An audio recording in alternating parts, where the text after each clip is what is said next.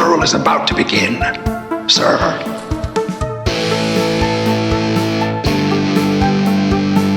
I think we just picked up Dracula. It's got a death curse!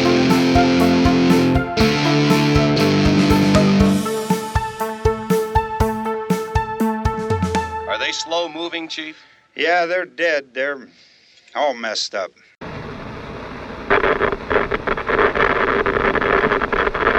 Well, welcome back to another episode of Never Not Horror Quick Cuts.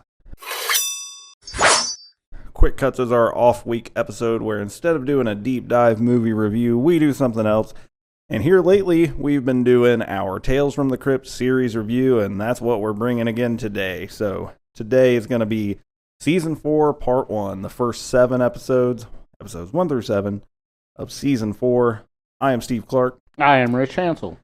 So if you're new to Quick Cuts or Never Not Horror in general, we do every other week a deep dive movie review. Last week we did Faces of Death from 2026, which is a fun movie.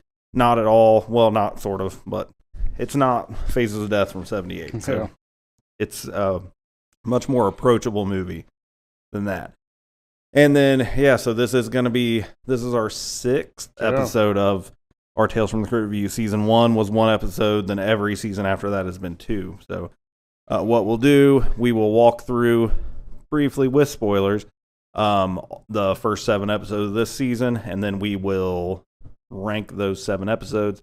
Next time, we'll do the back half of the season, rank those, and then we will do our top 13 of the season. And we will give that one that did not make the top 13. And the snub, because this is another season with 14 episodes. And so we got, this is Season 4. We're right at the halfway point of the series of 7 seasons. So at the very end, when it's all said and done, we will do one final Tales from the Crypt episode of Quick Cuts where we will rank our top 13 of the entire series. And that's going to be hard. It is. Very hard.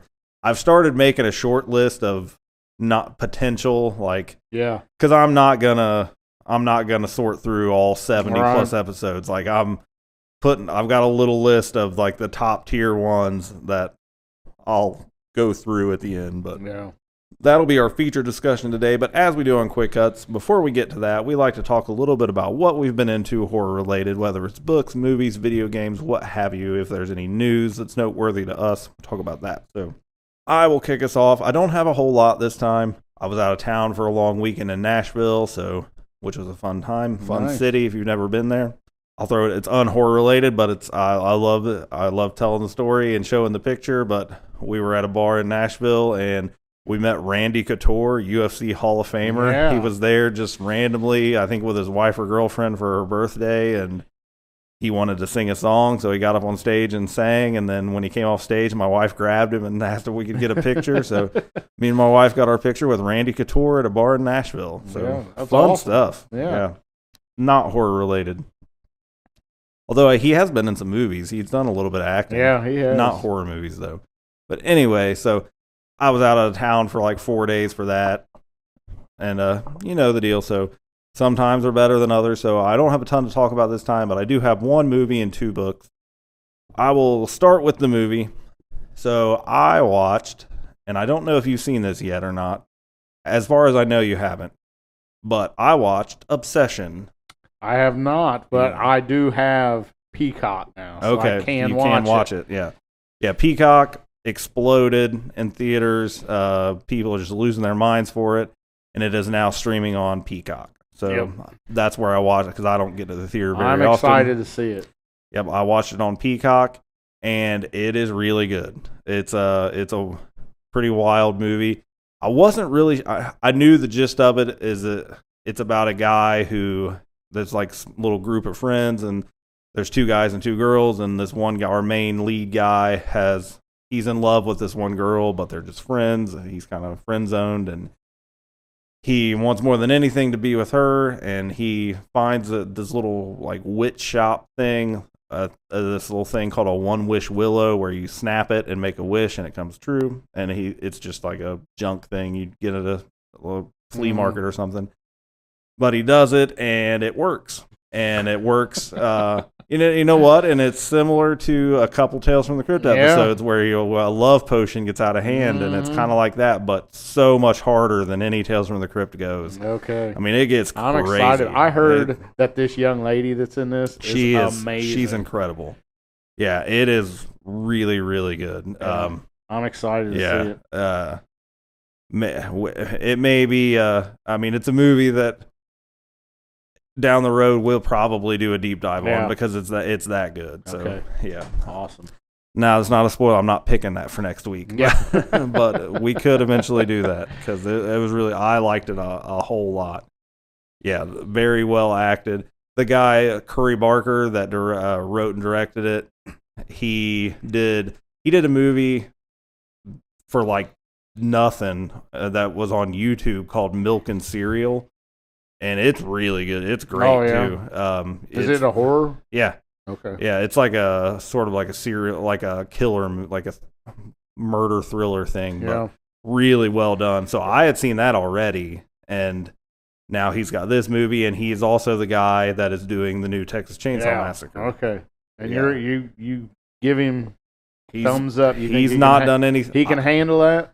Well, I mean, he's very good. Okay. I've not seen anything of his that I was not impressed. So he did, him and one of the guys that's in Obsession and was in Milk and Cereal, they started out doing like a YouTube channel, and they do like funny videos. Yeah. And they're really funny. They are. I enjoy it. Like, humor is very subjective. So my funny may not be your funny, but I think they're pretty funny.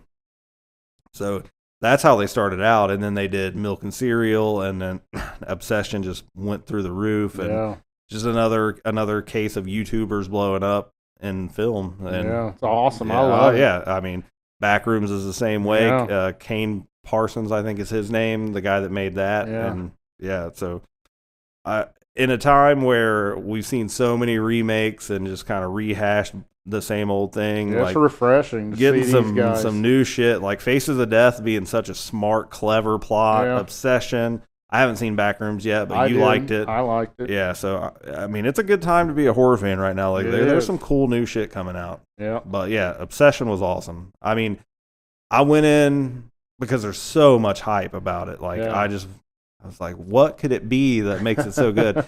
And it's really what it is just, it's great acting and just a lot of shock moments, and like just it's really good. I mean, I think you'll enjoy it. So I watched that. And then books, I continuing my reread of Stephen King's The Dark Tower. I finished book 5, Wolves of the Calla, today actually, and it's really good. I liked it. I've read all of these before, so this is a second read through of all of them.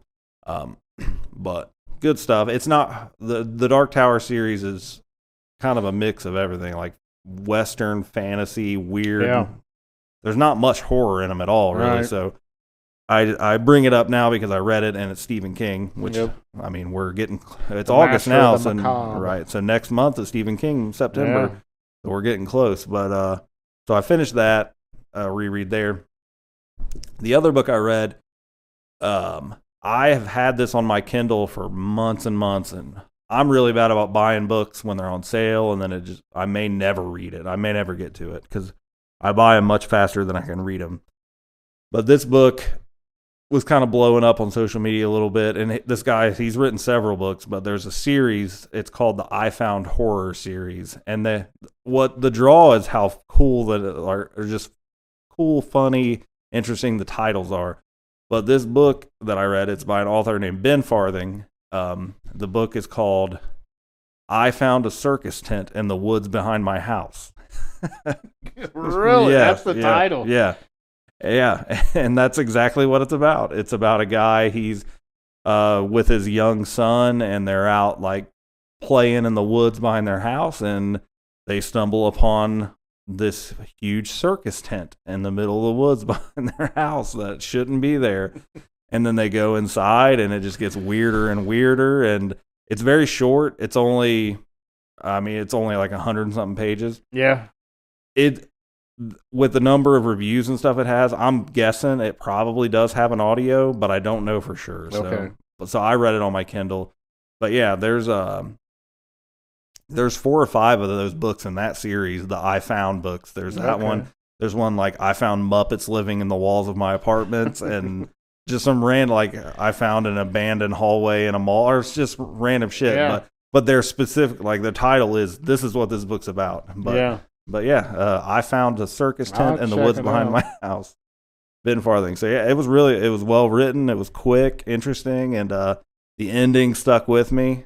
I mean, it's smart. Like I liked it quite a bit. So, but yeah, that's it for me right now. I didn't have time other than watching Faces of Death and then 7 episodes. I really gotta get better about doing my Tales from the Crypt watching a little sooner, because I watched 4 episodes last night. Yeah.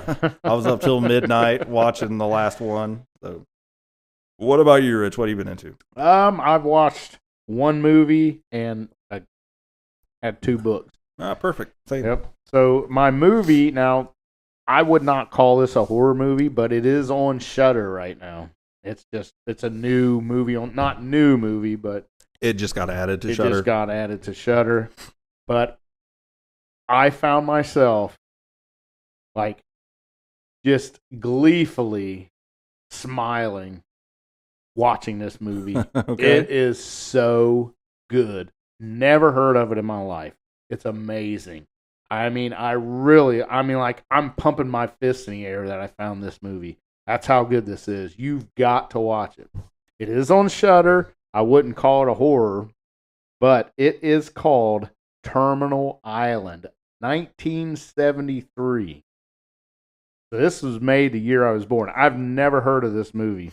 It is directed by a gal named Stephanie Rothman, and it stars a girl named Erna Hartman and a young Tom Selleck, which he is hard to identify in this movie. He does not look like Magnum P.I. yet. This is 1973. Magnum P.I. come out in the early 80s. So, also a lady named Phyllis Davis, but it's pretty much the death penalty is over in California. So everybody that's on death row, they need to find some place to put them. So they put them on this island, and it's we've seen it before. The island, and the criminals go there, and you're on your own. And that's exactly what this is. So, like, they're not in prison. Well, they are, but they're not like in a jail cell. Like, no, they're just put on an island and go for it. Okay. And tribes are set. You got different tribes. Amazing. Now, if you are this is what really makes it top notch to me, is if you are a fan of Quentin Tarantino, this is a must watch. You will watch this movie and swear Quentin Tarantino, which he obviously did not have anything to do with it in 1973, but it is something that he definitely watched. Was inspired by, maybe. Oh, he has to be a fan of this movie. I've never even heard of it. I didn't either. I just added it. I bookmarked it on my AMC Plus. Oh my gosh. Yeah. Watch it. It is so good. All right. So good. And I don't know any of the actors except for Tom Selleck. But man, I loved it. I'm telling you, I literally was pumping my fist. So was that just like a scrolling through Shudder looking for them to watch? It was like new to Shudder. And it was like the third So it puts it on like the top bar. Very top bar. Yeah. And it was like the third thumbnail over. And I was like, never heard of it. I'm going to watch it. Yeah. And oh, man. It may be the best movie I've seen in 2 or 3 years. Wow. All right. Yeah. All right. I'm definitely going to watch it. It's that good. All right. That's the movie. We'll get on to the books. Both audio books I listened to, but I did write down page numbers if anybody's information or interested in that. This book was 192 pages or 7 hour, 33-minute listen on audio. It is called The Silence of Ghosts by Jonathan Aycliffe. I think that's how you say his name. Aycliffe. 2015 published. I have listened to one of his other books, and he is kind of in the style of the Elizabethan era. Yeah. He writes in that style, and that's, I love that style of writing. But it's pretty much about a young man. He inherits a house in the wilderness outside of this town. The locals, they do not go near it. There's word on the street that it's a haunted house. This guy, he does not believe in ghosts or anything. And this is 2000 and whatever. So this is a movie with 2 timelines on it. Okay. If you like a kind of movie, but yeah. So he goes to see what his grandfather left him in his will, and he does find his grandfather's diary, and that's where the other timeline comes in. So you're getting 2 different stories. Most of the story is about the grandfather, and it's really good. He has to go to this. It's during World War. I think it's World War II. Yeah, World War II, because it mentions Hitler a lot in it. But he gets injured in war, and so he comes back home. And they do live in London area, England. So the war's going on around him, and he has a sister that is deaf. His parents are kind of they're big time business owners with a winery. So they're like, you guys go to this old house that my dad had. Your grandpa had this house. Go there and live during the war. And he's bad injured. He can't walk, so the nurses come and take care of him. But then he's got to take care of his sister that can't hear. And they start seeing ghosts, or are they not ghosts? Really good. Right. I highly recommend a Jonathan Aycliffe book. I've listened to 2, and I really like them. But it's a pretty quick read. Like I said, it's only 192 pages on hardback and 7 hours, 33-minute audiobook. That's not it's bad worth at your all. time. No. Yeah. And then the next book I read, Ronald Moffey. I love this dude. I have not read any of his other stuff yet, but I'm so glad that I inspired. Oh my god! That I turned you on to him, and now you're 4 books deep. Dude. Yeah. So this one was called December Park. It must be an earlier one. It does have a publishing date of 2014, but this one is a bit longer. So not really long. It's 500 pages or a 16-hour audiobook. So. Yeah. But it's good. It's about a group of boys, 14, 16 years old, in the mid-1990s. They do, I think 94 is when Kurt Cobain died, because that's a big thing. Sounds about right. That's kind of a plot. Not a plot, but they talk about that in it. Yeah. About his death. And there is a serial killer in this small town. I think it's in Boston area. Outskirts, Massachusetts, not in Boston, but Massachusetts. And these kids, there's a serial killer that's kidnapping kids. Kids are missing. And they've only found the body of one. I think 5 are missing. They assume they're all dead from this same guy. Mm-hmm. And they do, the police dub him the Piper. So he's got a nickname. They say he's kind of like the Pied Piper because he's able to lure kids in somehow. And they can't catch him. So these kids decide, let's go on the hunt and find this serial killer. Just for fun, And they get their walkie-talkies out and have plans. One of the kids' dad is a detective at the police department, so he kind of heads it up, and he is our main character. And it's so he writes kid, like you mentioned him. He writes kids so well. Yeah. Now this is the first one I have read, other than the Ghost Rider, where it was the novella, where it stays with the kids. Oh, okay. This does not go into their adulthood. Okay. But oh my gosh, it is so good. Is this better than what's the other one? Small Town Horror. Small Town Horror. That was the first one. Then Black Mouth. Black Mouth. Is it better than them? Maybe. Okay. Maybe. Small Town Horror is the only one I read. That one is real. All of them are good. Fan of the show, Matt Hamaker, reached out to me and said he was reading it and he really liked it too. It's so good. So good. But December Park, it is awesome.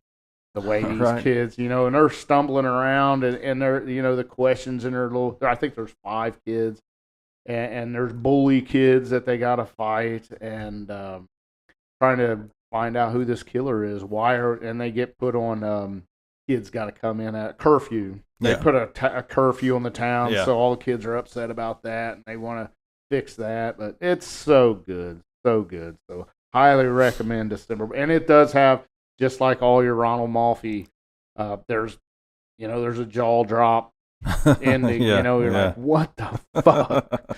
And it's so good. Yeah. All right. And this one waits all the way to the last. If this is 530 pages, it waits till page 500 to get where you want to. Because the question is, who is the killer? And there's red herrings all over this town. Right. Like, is it this police officer that's been following around? Is it the local bully that's doing it? And So I've read Small Town Horror, and I have an available pick for my next audiobook right now. Because if you don't know this and you're an audiobook fan, so I have Audible and I get a book a month that way. Yeah. But I also have Amazon Music Unlimited, and a perk of that is a free audiobook a month. So I get 2 a month between my 2 subscriptions. And I have an available one right now that I haven't decided what I'm going to use it on yet. So of the 3 that you've read that I have not, Blackmouth, Ghostwritten or whatever, and then December Park, which one would you recommend the most? I would go with December Park. Okay. All right. Just because it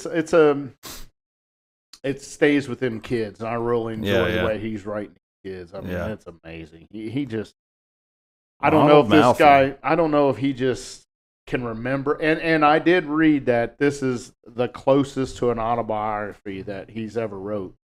So I guess a lot of this kind of thing maybe it's just his friends or the childhood he had growing up. I'm sure that they didn't go looking for a serial killer. Maybe they did. I don't know. But I did read that this is like as close to, he kind of wrote it and inspired by his youth. Yeah. He is, because I mentioned he was at the Scares That Care AuthorCon that I was at a couple years ago in Virginia, and I had not read him at the time. There was like 100+ authors there, so I didn't go talk to him or anything. But he is he's 49 years old, so he's like in between our ages. Yeah. But I think you will really like this December Park, especially because it's your age range. Yeah, I was a kid in the 90s. Yeah. I mean, I was born in 83, so I was. Yeah. My formative years These were guys really were almost your 90s, age. Yeah. And it does span through like a whole year, so you get the winter, fall. Yeah. That's cool. All the seasons through this, and it's great. I think you've convinced me. That'll be my next audiobook then. Yeah. I have a recommendation for you. Okay. I've been meaning to tell you this for a while, and I just keep forgetting. Audiobook. I read it on my Kindle, but it is by an author named Richard Layman, Laymon. He has passed away. He was big in maybe in a little bit in the 80s, but 90s, like sort of not indie horror, but like he was pretty popular. But yeah, he wrote a book. I've read 2 of his books, and I really liked both. But the one I would like you to read, I think you'll really enjoy, is called The Traveling Vampire Show. Okay. And there is an audiobook of it. I was looking today when I was browsing audiobooks because I got a pick to make. And I'd read that before, but I was looking and it's on there. It's about almost the Something Wicked This Way Comes, where you got these 2 kids and this circus is coming to town, or carnival. But it's these 2 kids, and they're just hanging out in the summer, and then they find this flyer that this traveling vampire show is coming to town one night only, and they gotta go.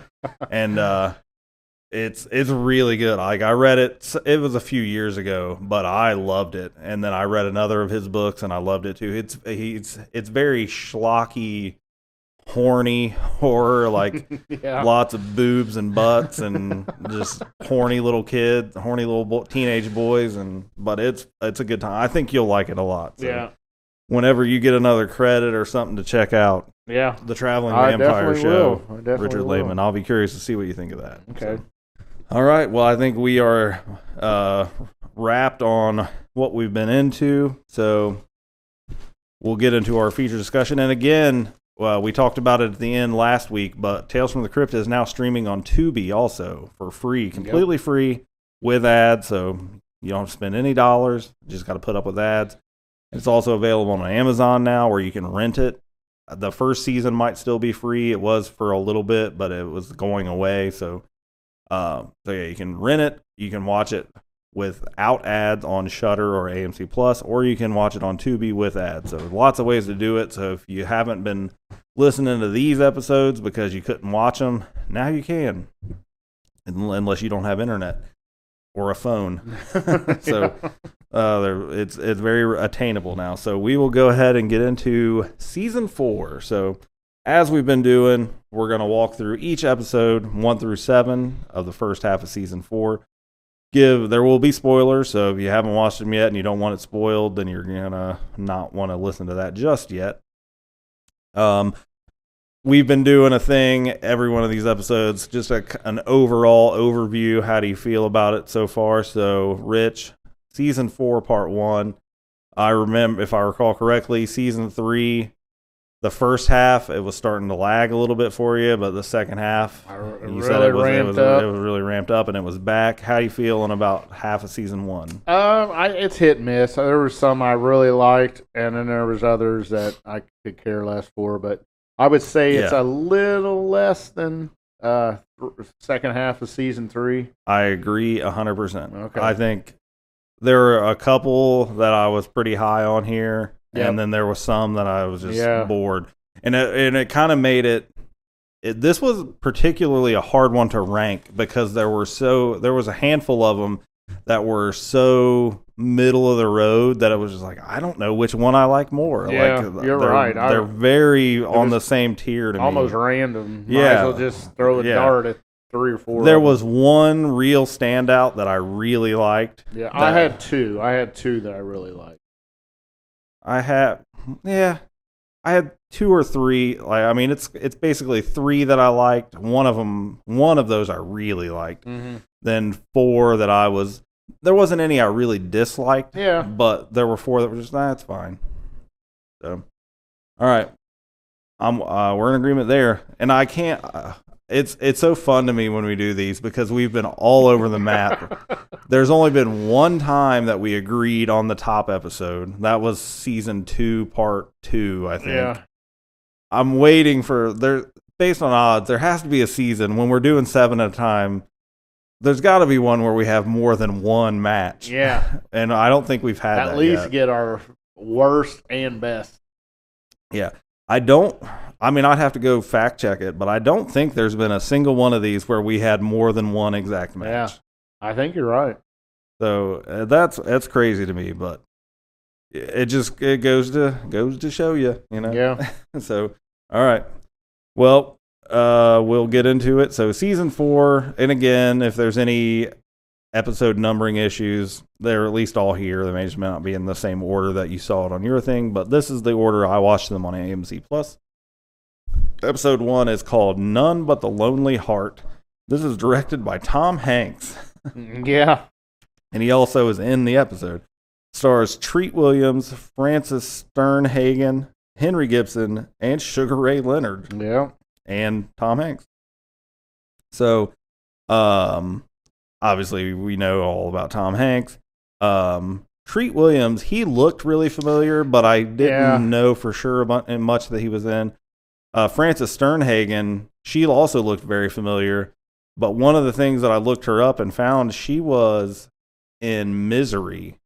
She was the sheriff who ends up getting shot at the. Oh, she was his wife. Okay, like the deputy that worked at the sheriff office with her husband. Okay, that was her. And then Henry Gibson, I know from The Burbs. He's one of the neighbors, the Klopeks. In The Burbs. Yeah. Yeah. Dr. Klopek. Yeah. Yep. The doctor. The doctor. So this is about a con man who is seducing old rich women and then poisoning them basically and murdering them to inherit. He gets them to marry him and then he murders them by poison and then he gets their fortunes. Oh, he lays it on thick with these ladies too. Yeah. So and when it opens, he does it to this lady and he kills her and then he's doing it and he's done this to several older women, older widows. And he's got a business partner who he's working with to kind of like funnel the money or whatever. But so we learn that through his business partner, I guess the heat's getting to him. The cops are starting to suspect, like they have to go before a grand jury soon. And he's like, we need to cut our losses, cash out what we got, and get out of here. Go to an island somewhere out of the country. Got plenty of money. But this dude, he wants to get one more big score, and so he's finding these ladies through this like video dating thing for older people. Yeah. That is managed by Tom Hanks. And he's scrolling, watching a video, and he finds this lady who looks like he's looking at the jewelry she's wearing in the video, like seeing if it looks valuable. And so he finds his next target, his last one before they split. And he goes to meet her and works his magic on her. And it's funny. I got a laugh out of it because he tells her that he's impotent and he's just looking for a partner. Oh yeah. So he ends up doing the trick on her, and she has a butler, which is Dr. Klopek from the Burbs, and he's very suspicious the whole time. But she's just not having it. She's fallen in love with this dude, falling for the charm, and he ends up killing her and the butler. But as the build up to this, he starts getting these letters saying, I know what you're doing. This is awful. You need to stop. And he suspects his business partner, so he kills him. And then he suspects Tom Hanks running the dating site.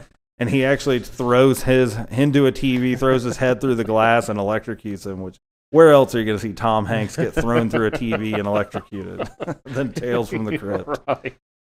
So he's killing these people, and he ends up killing the new wife and getting the money. But in the end, it turned out that it was the gravedigger, played by Sugar Ray Leonard, who had overheard him talking to his business partner at one of the funerals and figure out what was going on.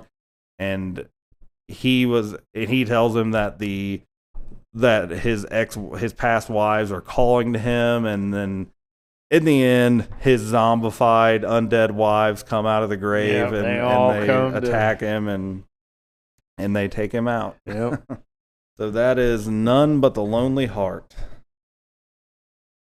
All right, episode 2 is called This'll Kill Ya. Not Ease'll Kill Ya. This'll Kill Ya. Ease'll Kill Ya was last season. This'll Kill Ya, directed by Robert Longo, starring Dylan McDermott, who I knew from American Horror Story. He's been in a few seasons of that. Yep. Sonia Braga and Clavon Little, who was... I did not recognize him in this because I haven't seen it that many times, but he's the dude in Blazing Saddles. Oh, he is, isn't he? He is. Holy shit, it is. Yeah, so this one, Dylan McDermott plays a medical research, supervisor guy. He's got 2 scientists working on, this medical cure thing or whatever. Yeah. But he's a douchebag. There's a virus going on. Yeah. We pick up early that he made some public announcement that they've figured something out, some cure to make their stocks go up. But his 2 scientists working on it, this man and woman, they haven't. So they're pissed. He's put his cart before his horse. Right. They're pissed because they don't have it. They have figured out yet. But so now there's all this pressure on them to do it because he told the press that they did. And then this guy is having a pretty toxic relationship with the woman scientist. Colleagues, yeah. Right. It's pretty almost rapey, but not quite. She keeps acting like she doesn't want anything to do with him, but they've had a past, but she doesn't really want it anymore. But he's very aggressive about it, and eventually she gives in.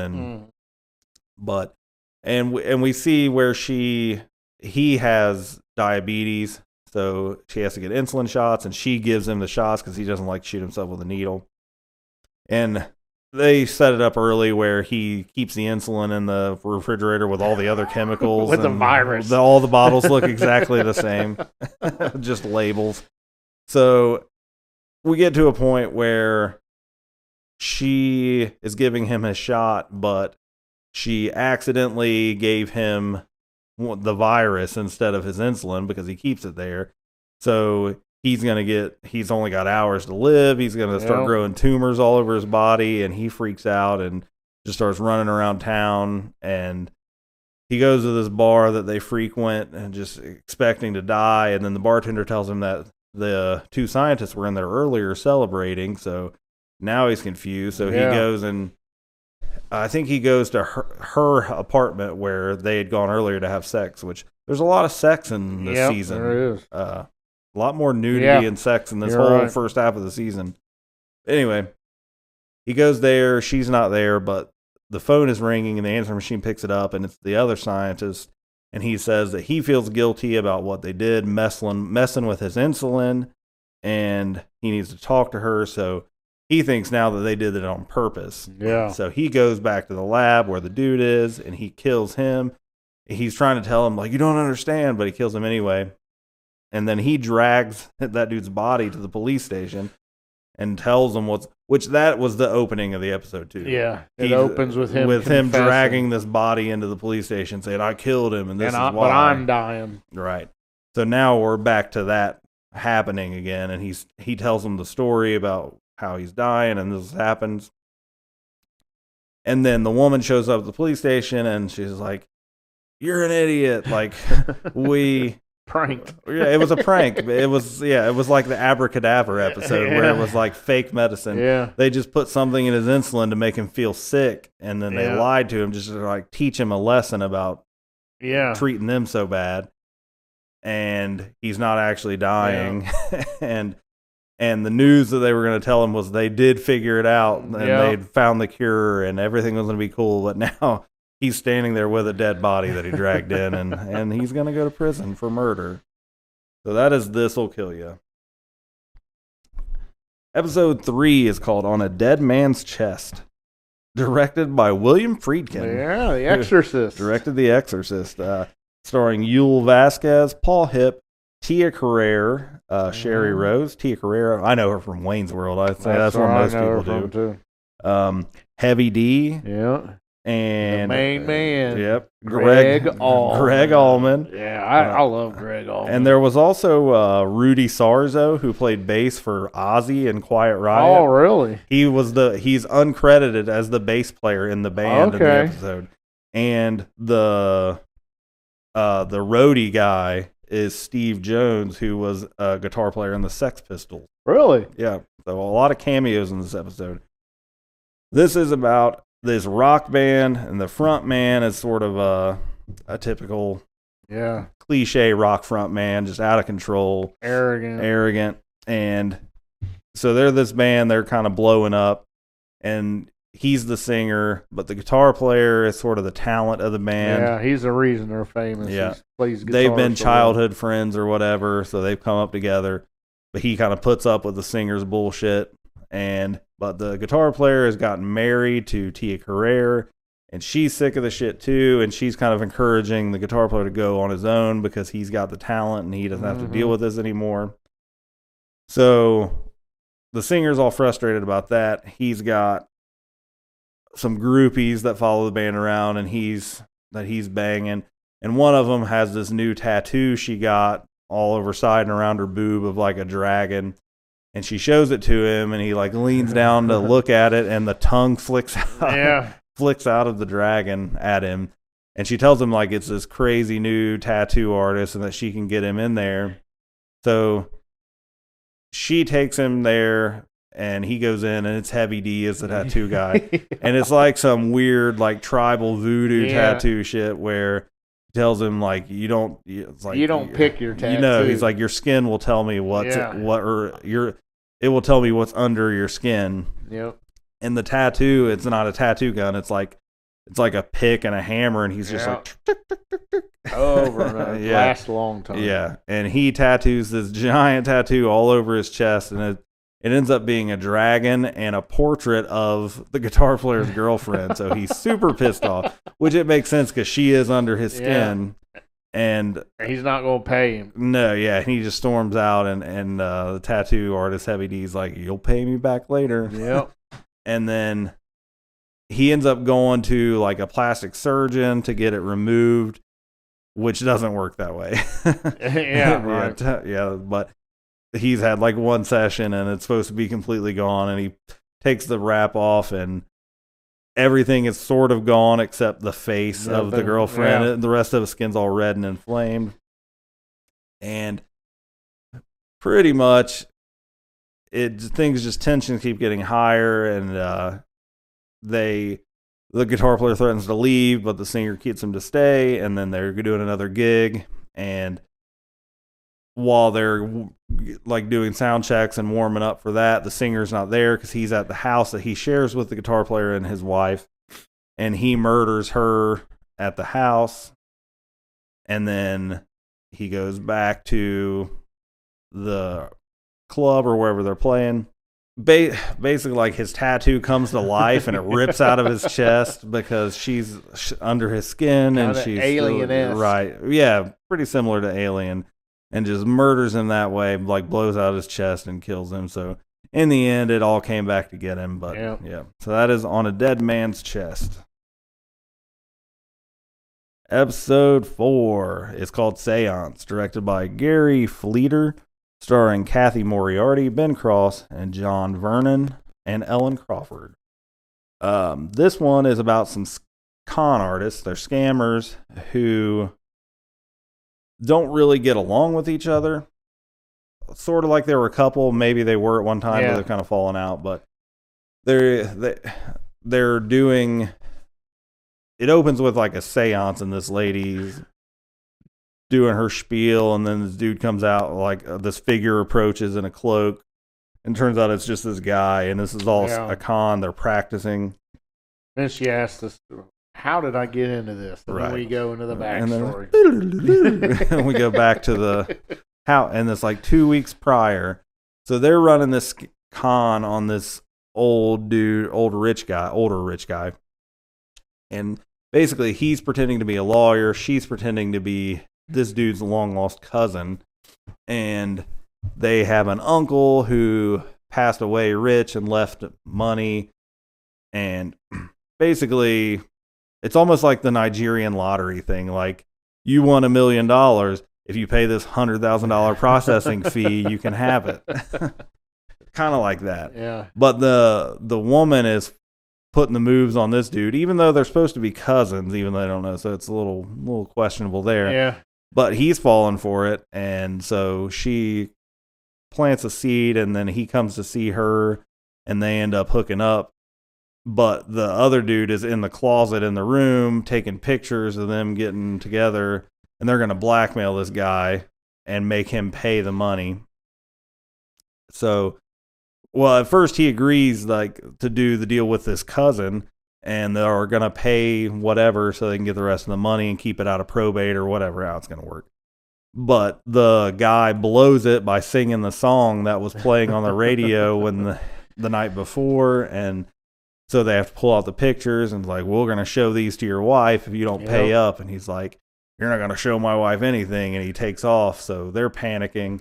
They run out of their office with him, and he ends up falling down an elevator shaft and dying.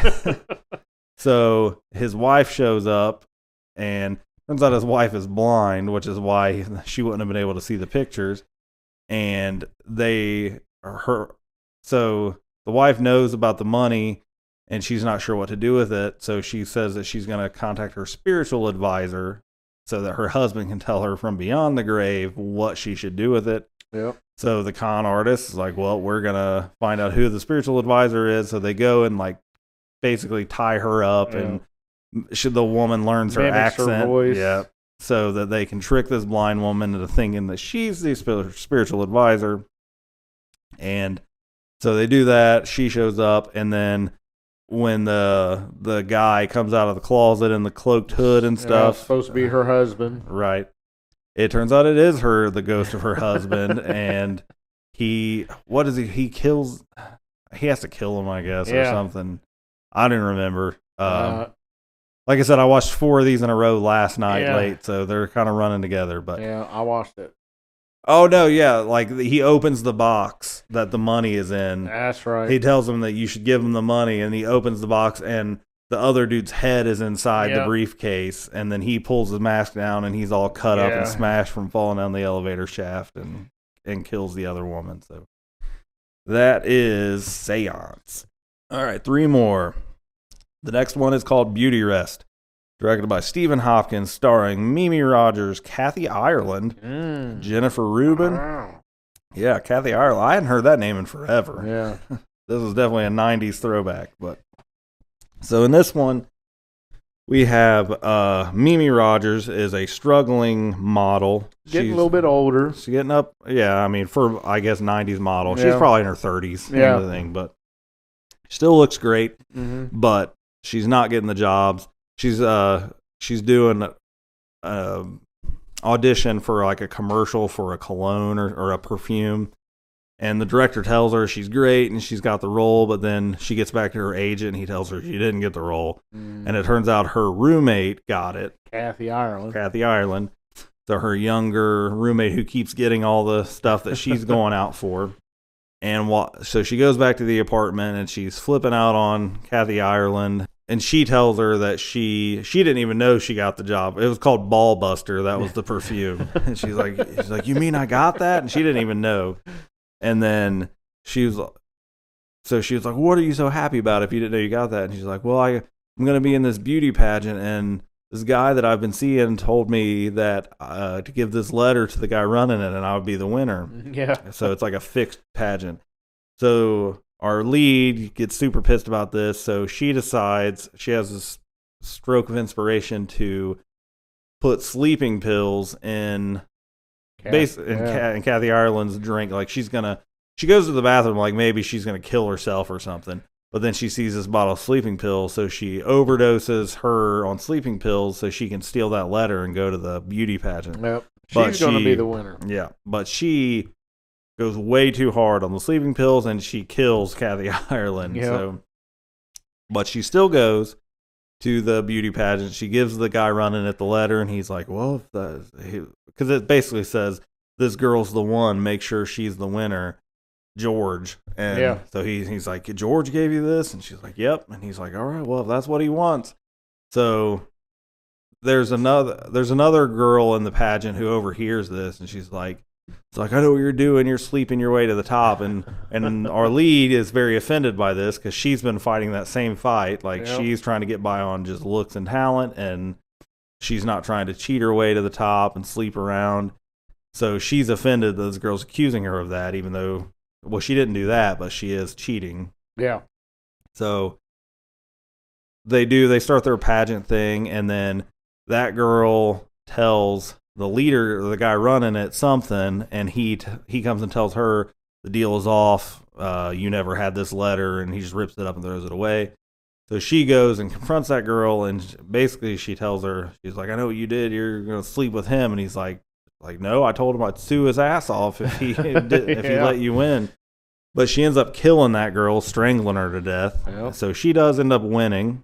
And when she's getting prepped for the grand finale, where she's going to be the winner, there's this weird dude in like a leather vest, and he's like putting her makeup on, strapping her to this table, and it's getting rough and weird. And then we're wheeled out to the front and to the stage, and the host is singing this song that's really goofy. It is. And it turns out that this was the Miss Autopsy pageant from 1992. And she is up on stage with her whole sternum just splayed open. Organs hanging out. Yeah, but her makeup is perfect. Yeah. And it's just some weird cult thing that, that she ended up cheating her way to winning for. To win Miss Autopsy. Yeah, so that is Beauty Rest. All right, episode 6 is called What's Cooking, directed by Gilbert Adler, starring Christopher Reeve, Superman himself, Yes. Bess Armstrong, Judd Nelson from the Brat Pack of the 80s, and Meatloaf.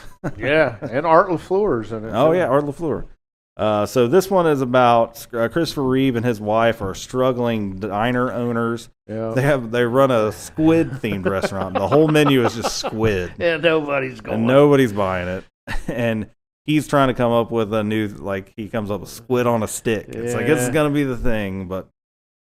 And Judd Nelson is homeless guy. He's like a homeless vagrant dude, but they've given him work as cleaning up around the restaurant to help him out. So he's there.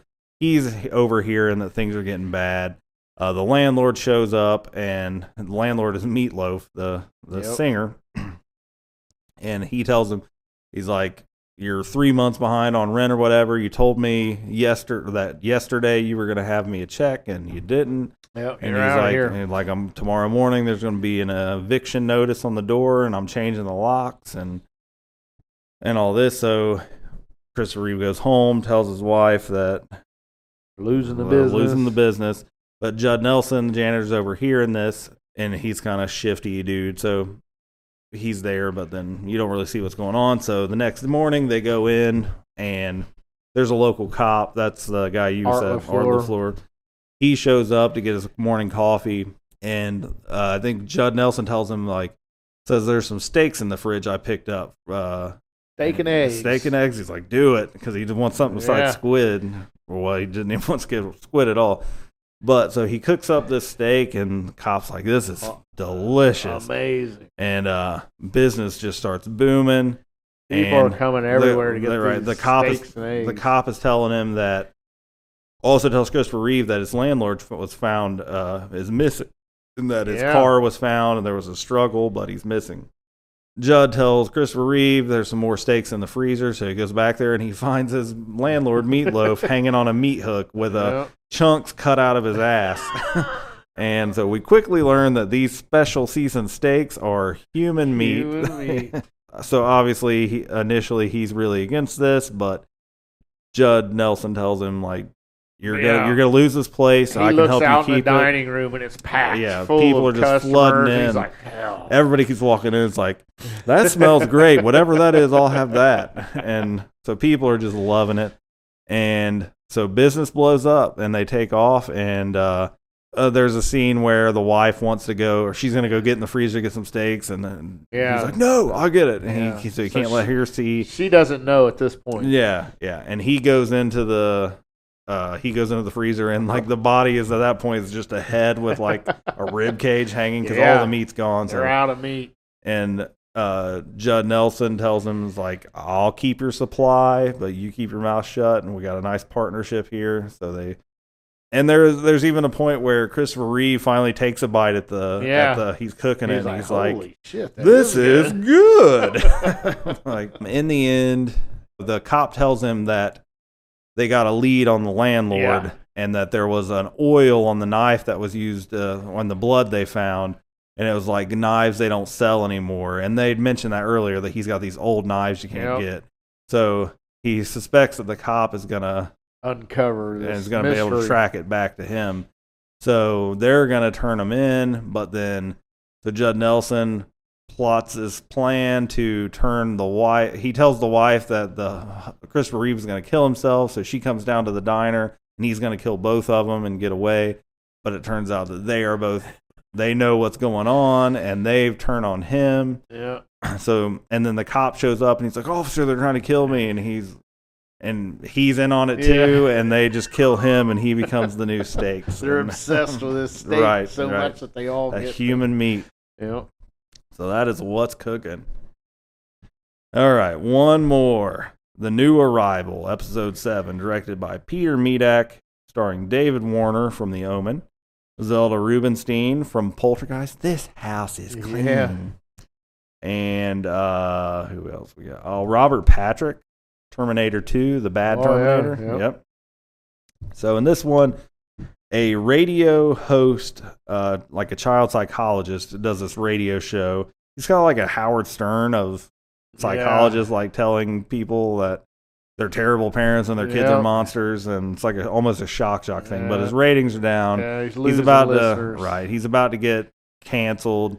For some new hotshot guy. Robert Patrick plays the new hip DJ that's going to take his spot. So, but this woman who keeps calling, calls again, and she's trying to get him to come to her house to help her with her troubled child. Yeah, he has nothing to lose. Yeah. And at this point, his show's going to lose its time slot to Robert Patrick, and says, "Hell with it. Let's go on the road. Right. Make a house call. It might be the thing that turns it around." Yeah. So him and his producer go. Oh, there's somebody else too. There's 3 of them.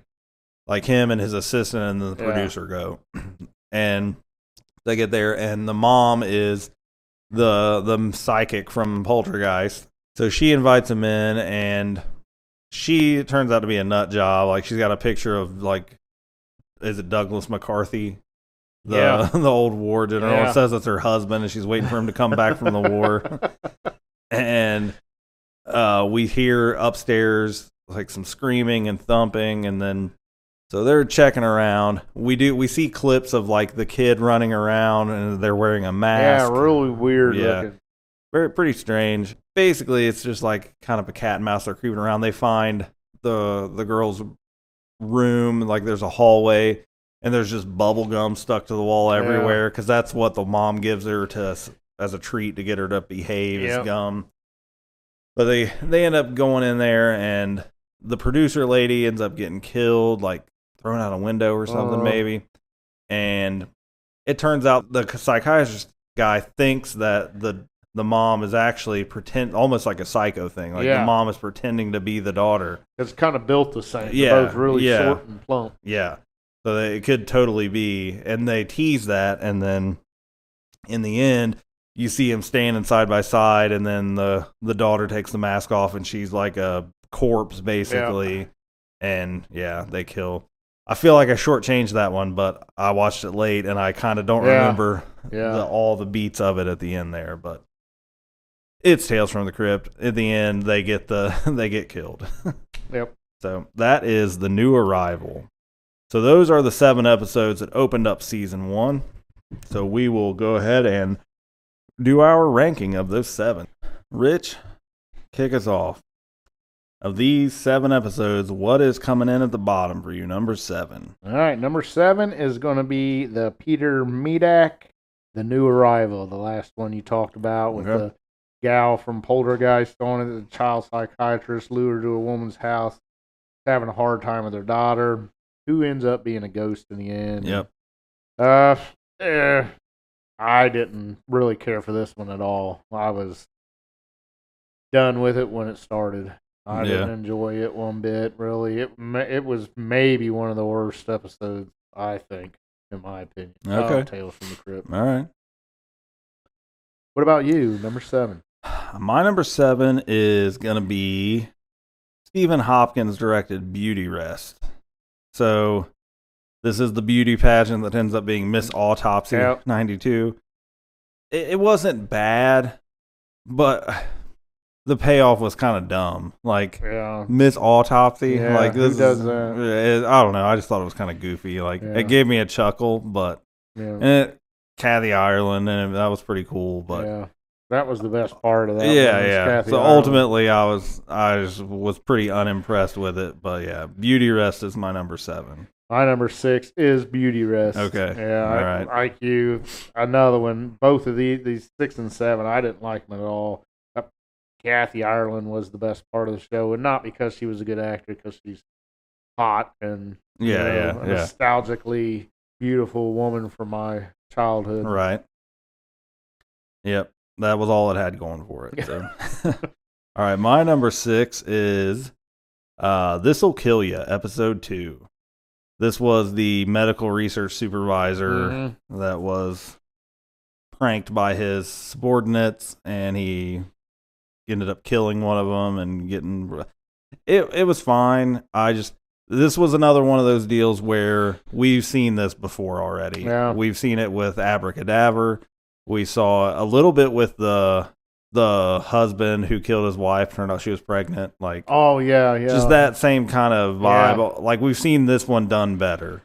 So it wasn't bad, but it was just one of those ones where this theme has been done better before, so I wasn't super blown away with it, but it was fine. So number 6 is This'll Kill Ya.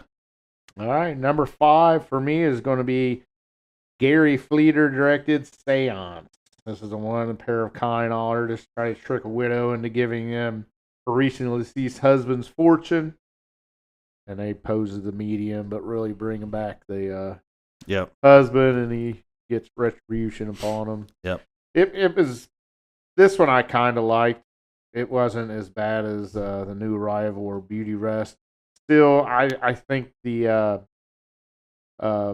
end, I mean, it was just the corpse coming back. You could see it coming. It was what I would be comfortable calling a cliche Tales from the Crypt ending. Yeah, but it wasn't bad. But that's number 5 is Seance. My number 5 is also Seance. Yeah, here we go. We got one. If we can get one more, this will be the most matched one we've done. I agree with. Yeah, I mean, it was fine. It was entertaining to a point. Like the banter between the two con artists was kind of funny at times, but ultimately it wasn't all that great. So coming in at number 5 for me, Seance. Yep. All right, number 4 is going to be. I'm surprised. I thought this would be higher when I saw who was directing. William Friedkin. I got On a Dead Man's Chest. Okay. Yeah, it's my number 4. This is the one with Heavy D, Greg Allman. Yeah. This is a rock star that gets the tattoo put on, and it's his guitar player's wife on it who's under his skin and comes out, flows through his chest. It was.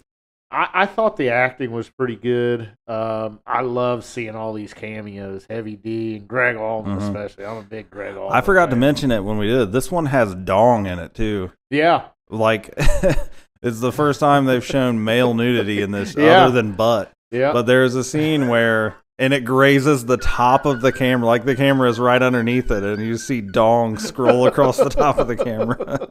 Yeah.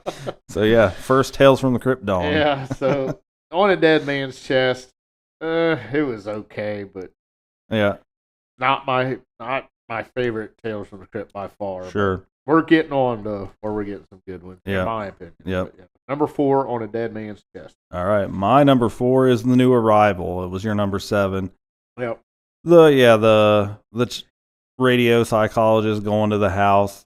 It didn't end well enough for me, but I thought the house was pretty creepy. The imagery and of the little girl with the mask looked pretty creepy. It had remnants of the television terror episode from season 2, which is the creepy old house. Oh, yeah. It was cool seeing Zelda Rubinstein in it from Poltergeist, so I gave it a little more love than you did on that one, but still ultimately a middle of the pack episode. Okay. So number 4, The New Arrival. All right, that brings us into the top 3. And number 3 for me is Tom Hanks directed None But the Lonely Heart. This is the one with Treat Williams, who's a con man who is taking advantage of older women, marrying them, having sex with them, and taking their fortunes. Yeah. It was okay. I love seeing Tom Hanks in it. I thought Treat Williams was really good in it. I thought he did a really good job. You really hated him in this. And just a fun episode with a not the biggest twist ending in the world. You could kind of see that one coming from a mile away, but I thought the acting was good. Yep. So None But the Lonely Heart is number 3. All right. My number 3 is On a Dead Man's Chest. You just talked about it a minute ago. It was your number 4, I believe. Yep. The rock star with the tattoo. All the cameos are great. That's really cool that some real rock stars were in it. And I think the ending was a little less to be desired. Like the exploding tattoo thing was kind of, it was kind of goofy, but pretty good. I mean, I'm a rocker myself, so that plot pretty cool to me. But I think the For Crying Out Loud rock episode was a better episode for me with back in season 2, I believe. So, but yeah, number 3 On a Dead Man's Chest. All right, number 2, and this one you had really high on your list. I have This Will Kill You. I had low on my list. Low on your list. Robert Longo. This is Dylan McDermott played the scientist that's an asshole, and his colleagues pull the prank on him. Right. And he thinks he's dying, but he's really not. Like you said, it has been done before, but I don't know. I loved it. I love Dylan McDermott in this, having the little fling with his colleague. I thought that was cool having in there.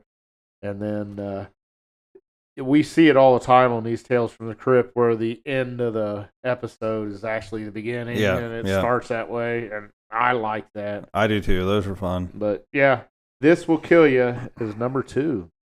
All right, yeah. See, that's what I'm saying. Or where we have, I mean, you can have really varying opinions about this stuff. My number 2 was your number 3, None But the Lonely Heart. Right, that was your number 3. Yes. Yep. That was the con man marrying old widowers and taking their money. Just really well acted, and I Treat Williams. Yeah, he's great. really good. The wife, the last wife, Frances Sternhagen, she's really good. Like the scene where she seduces him, even though he's already told her that he's not looking for that because he's impotent. And she tells him that, like, my husband had the same problem. He's like, he was impotent too? But she ends up telling him that she can cure him, and obviously he's not. Yeah. I mean, it was just a fun episode. It was fun. Good cast, just fun. Not anything we haven't seen before as far as like what ultimately ends up happening. Just vengeance from the grave. Right. But I liked it a lot. Yeah. So None But the Lonely Heart is number 2, which means we have, for the second time in this whole thing, we have the same number 1. Yes, and I think by a long shot. Yeah. And this was, I believe, the first episode I watched. Because each platform, for some reason, has them mixed up, episode numbers mixed up. Yeah, because this was like second to last in the 6 for me, I think. Yeah. Okay. I watched What's Cooking by Gilbert Adler is my number 1. Yeah, this is Christopher Reeve, who I love Christopher Reeve. I remember watching Superman in 1978 in the movie theater. So anytime I can watch Christopher Reeve, I do it. He is the only superhero movie I've ever liked. I base every single superhero movie off of that. That's the litmus test, and nothing's come close. Let me ask you, when it came on, like, had you seen he was in it already, or did you see it, like, his name pop up on the credits when it started? He was in it pretty early. Yeah, right. Yeah. But I don't think I saw his name on the credits. Yeah. I think when I saw him, I'm like, holy shit, yes. Yes. Yeah. But kind of a fresh one, you know. I don't think I remember seeing anything like this. No. I think there was there one where there was human consumption or not?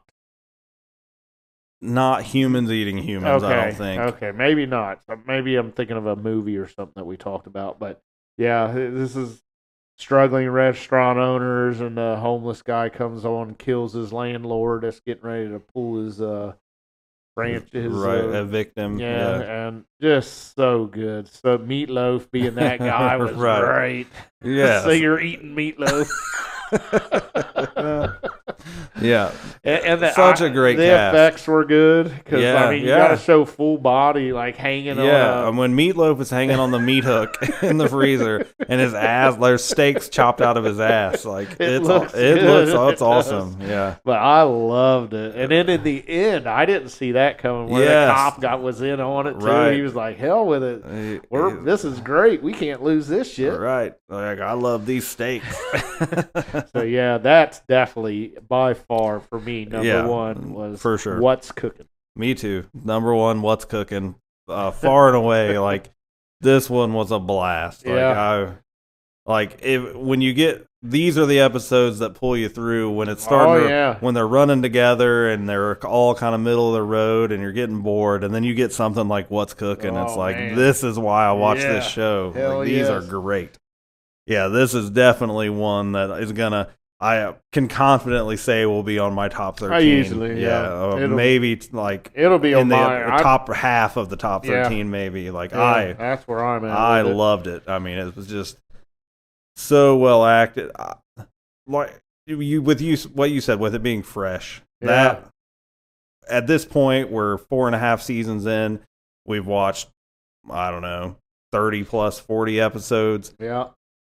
I'm really drawn to the ones that are different, like the ones where it's just a rehash of 1 or 2 episodes we've already seen, which again isn't necessarily the show's fault because they're pulling from the comics. 1930s and 40s, and there's tons of comics they didn't do. Like, 'cause every issue had like 5 or 6 stories, so they're pulling from source material. But I'm really into something new, something different that we haven't seen.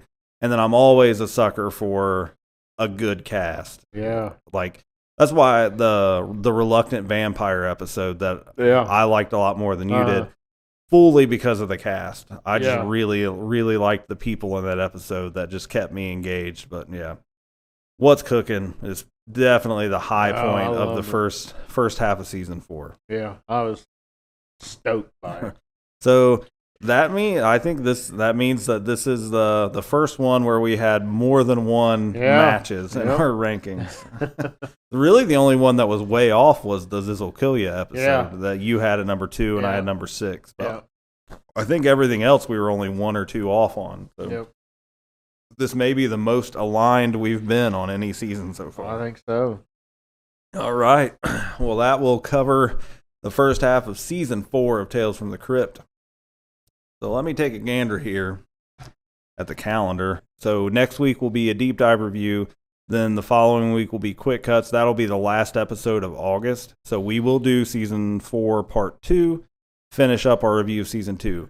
But then it's theme month time. Stephen King September, spooky season October. So after the next quick cuts, when we finish season 4, we will be taking a break, and we will Tales from the Crypt, and we will not get back to that until November. So you'll have plenty of time to catch up if you haven't been watching along. So, and you know what? I'm okay with it. Yeah, because we've been grinding Tales from the Crypt for 2 months now. So, so I'm okay with a change of pace here. So we'll we'll end August with the end of season 4, and then we will take a 2-month break for our specialty months, and then come November we'll get back to seasons 5, 6, and 7.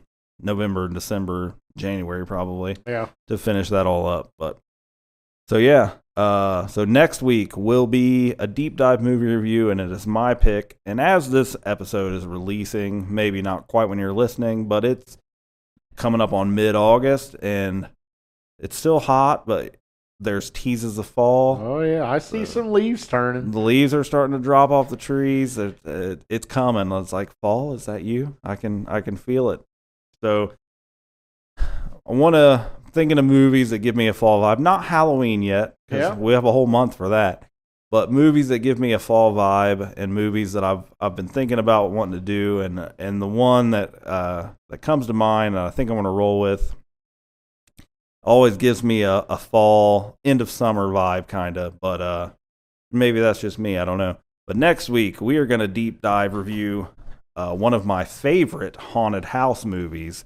We're going to do the Amityville Horror from 1979. God, I don't know if I can watch. That's a creepy ass movie. That's a scary movie. Yeah, it's been a movie I've seen. That's one of the going to bed stack of DVDs I used to keep when I was in like my late teens, early 20s, and that's a movie I've seen many, many times. That's a good pick. Yeah, so it's in our intro.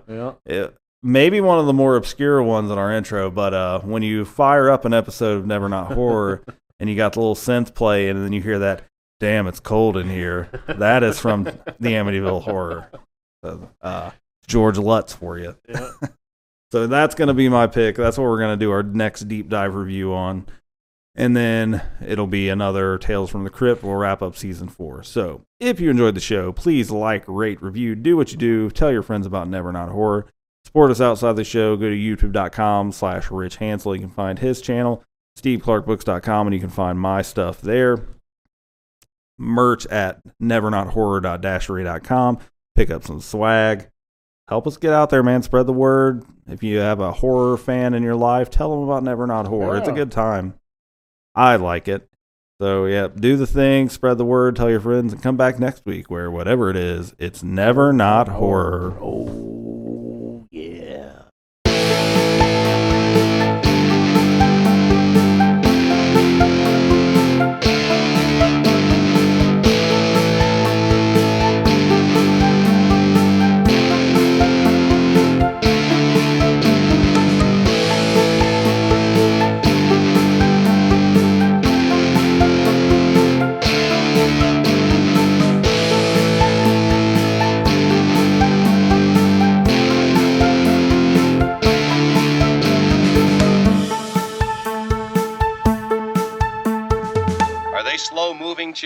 Yeah, they're dead. They're all messed up.